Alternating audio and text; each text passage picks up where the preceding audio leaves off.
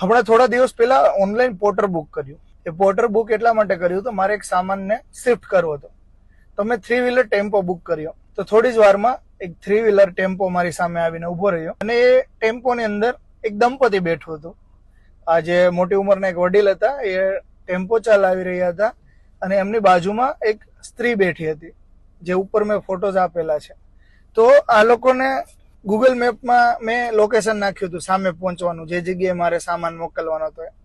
તો મેં એ અંકલને સવાલ પૂછ્યો, મેં તો કાકા આ તમને આવડે છે મોબાઈલ વાપરતા? કેમ કે આ પોર્ટરમાં તો ઓનલાઈન બધું કરવાનું હોય, ઓર્ડર એ ઓનલાઈન બુક થાય, ઇંગ્લિશમાં આવે બધું.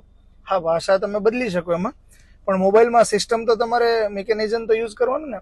તો મેં કાકાને પૂછ્યું કે તમને આવડે છે આ બધું? તો પેલા જે બાજુમાં સ્ત્રી બેઠા હતા એમણે કાકાનો મોબાઈલ લઈ એમને મારું લોકેશન ચેક કર્યું કે સાહેબ તમારે આ માલ અહીંયા મોકલવાનો છે ને. મેં કીધું હા. તો એને એના ઉપર ક્લિક કરી દીધું અને એ ટ્રીપને એને શરૂ કરી દીધી. તો મેં કાકાને પૂછ્યું કે અરે વાહ, તમને આટલું સરસ મોબાઈલ યુઝ કરતા આવડે છે? તો કે પેલા અમને નહોતું આવડતું સાહેબ, પણ ધંધો કરવા માટે શું કરીએ? તો અમે મોબાઈલ, ગૂગલ મેપ, બુક લેતા ઓર્ડર ને બધું શીખી ગયા અને અમે ઓનલાઈન પોર્ટર સાથે કામ કરી અમારું પરિવારનું જીવન નિર્વાહ ચલાવીએ છીએ. બધું વાહ, આ તો સરસ વાત છે. તો મેં પૂછ્યું કે તમે તો બરાબર છો, પણ આ સાથે તમારા પત્ની જે છે એ કેમ રહે છે? તમે તો ડ્રાઇવિંગ કરો એટલે બરાબર છે, તમે ટેમ્પો ચલાવો તો. તેમણે મને સરસ વાત કરી કાકાએ કે એ ઘરે બેઠી રહી, એના કરતા એમને એવો વિચાર આવ્યો મારી પત્નીને કે ભાઈ હું તમારી સાથે આવું છું, કોઈનો માલ સામાન ચડાવવાનો હોય, ક્યાંય ઉતારવાનો હોય, કોઈ શિફ્ટ કરવામાં, તમારું વાહન તો બુક, કોઈ માલ સામાન ફેરફાર કરવા માટે કરવાનું છે, તો મારા લાયક કંઈ કામ હશે તો મને મળી જશે અને એ બાને હું તમારો મોબાઈલ ઓપરેટ કરી આપીશ.